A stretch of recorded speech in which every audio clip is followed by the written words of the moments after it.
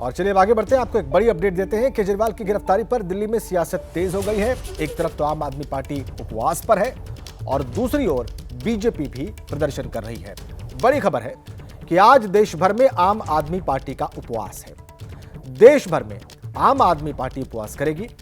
दिल्ली के जंतर मंतर में आपके नेता जुटेंगे और खबर यह भी है कि केजरीवाल की पत्नी सुनीता केजरीवाल भी जंतर मंतर पहुंच सकती हैं। इसी बीच दिल्ली में बीजेपी भी सड़क पर उतर आई है। हमारे सहयोगी दीपक रावत इस उपवास पर और इस प्रदर्शन पर ज्यादा जानकारियां देंगे। हमारे साथ लाइव कनेक्ट हैं और वो हमें दिखाएंगे और बताएंगे कि क्या चल रहा है वहां पर। दीपक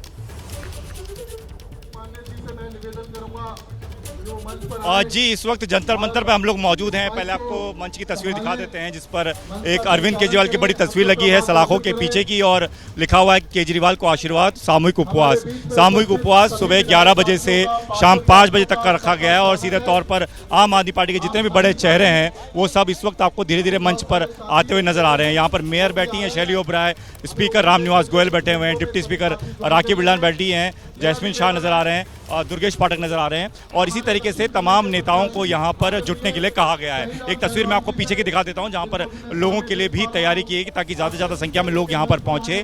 तमाम विधायक कार्यकर्ता को भी यहाँ पर बुलाया गया, सिर्फ दिल्ली में नहीं बल्कि देश के अलग अलग राज्यों में इसी तरीके से आम आदमी पार्टी ने एक दिन के उपवास की बात कही है। पंजाब की अगर बात करें तो पंजाब में भगवंत मान अपनी पूरी कैबिनेट के साथ शहीद भगत सिंह के गाँव खटखट कलां में बैठेंगे, पूरे दिन बैठेंगे। सुनीता केजरीवाल की पहुँचने की पहले बात बताई जा रही थी, लेकिन अब कहा गया कि सुनीता केजरीवाल यहाँ मंच पर नहीं होंगी, लेकिन वो अपने घर पर उपवास जरूर करेंगी। मैं आगे भी आपको तस्वीरें दिखाता हूँ कि किस तरीके से तमाम बड़े नेता जो है यहाँ पर पहुँचे हुए हैं, उनसे बातचीत करने की कोशिश करते हैं। रीना गुप्ता हमको नजर आ रही है। रीना जी, ये जो आप उपवास कर रहे हैं, क्या मैसेज देने की?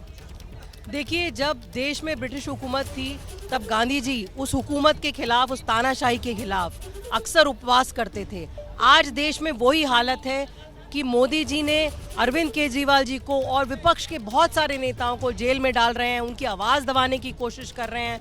देश में गैरकानूनी चंदे के बल पे सरकार चल रही है, तो उसी तानाशाही के खिलाफ, उसी गैरकानूनी तरीकों के खिलाफ, असंवैधानिक तरीकों के खिलाफ आज हम उपवास पे बैठे। बीजेपी तो कह रही है कि आपको उपवास नहीं बल्कि पश्चाताप करना चाहिए, कि पश्चाताप इसलिए क्योंकि आपने जो गुनाह किया है उसकी सज़ा आपको मिल रही है और आपने दिल्ली वालों के साथ बहुत गलत किया।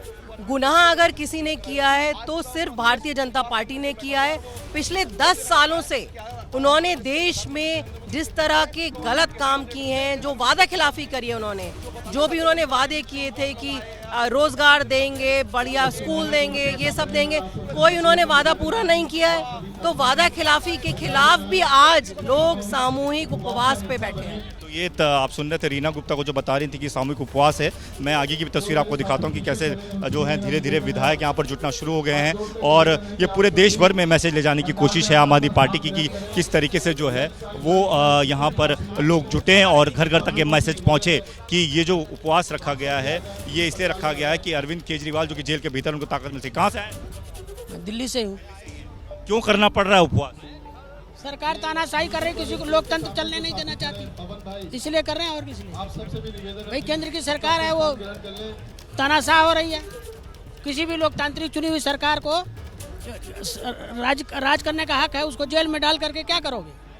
वो यही तो दिखाना चाहती है कि हम किसी को चलने नहीं देंगे। ये तो गलत बात है ना। विधायक भी यहाँ पर पहुँचे हैं। संजीव झा मुझे नजर आ रहे हैं। संजीव जी, आप उपवास कर रहे हैं, बीजेपी कह रही है कि खाली ड्रामा है, आपने जो अपराध किया है उसकी सजा मिल रही है, इसमें उपवास जैसे काम करने की जरूरत क्या है?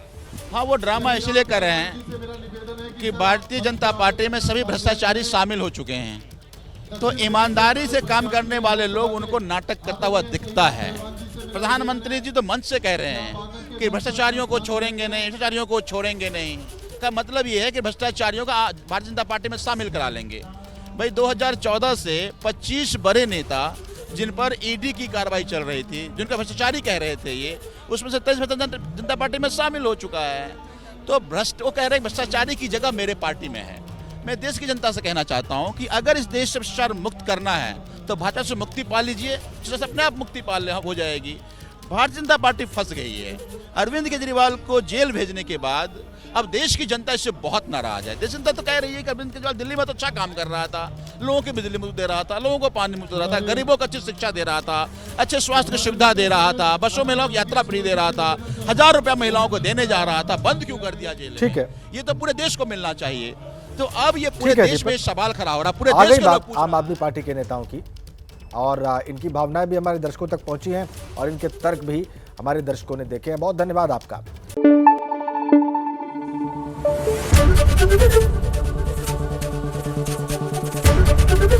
एबीपी न्यूज आपको रखे आगे।